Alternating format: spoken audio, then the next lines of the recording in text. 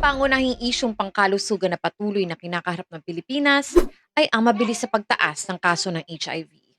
At dahil dito mahalagang tignan kung paano tumutugon ang pamahalaan at ang mga mambabatas sa lumalalang sitwasyon.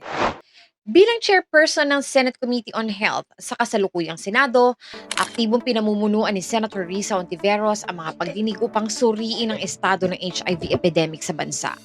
Sa mga hearing na ito, ipinapatawag niya ang Department of Health, PhilHealth at iba pang kaugnay na ahensya upang alamin ang mga suliranin sa access sa HIV testing, antiretroviral therapy o ARV at iba pang serbisyong pangkalusugan.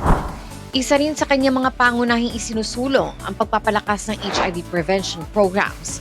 Kabilang dito ang pagpapalawak ng libreng HIV testing, mas madaling access sa pre-exposure prophylaxis o PrEP, mas mabilis sa paggamot para sa mga bagong diagnosed na pasyente at pagpapalawak ng impormasyon upang mabawasan ang diskriminasyon laban sa mga taong may HIV.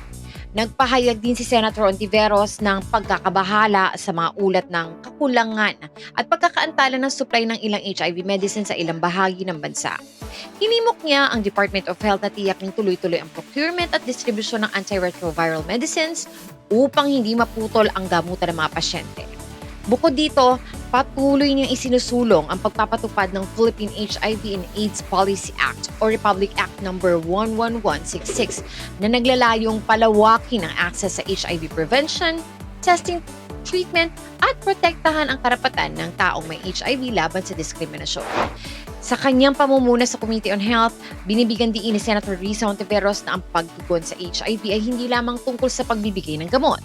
Kailangan din ng sapat na pondo, mas maayos na serbisyo sa kalusugan, edukasyon ng publiko at pagtitiyak na ang bawat Pilipino ay may pantay, pagkakataong makatanggap ng dekalidad na pangangalaga. Habang patuloy na tumataas ang bilang ng mga kaso ng HIV sa bansa, nananatiling mahalaga ang sama-samang pagkilos ng pamahalaan, healthcare workers, civil society organizations at ng bawat mamamayan upang mapigilan ang pagkalat ng sakit at matiyak na walang maiiwan sa laban kontra HIV. Maraming salamat sa panonood at huwag kalimutang magbahagi ng tamang impormasyon at sama-sama nating labanan ang hindi lamang HIV kundi pati na rin ang diskriminasyon laban sa mga taong apektado nito. Auntie Mama Rizalenia po, hanggang sa muli!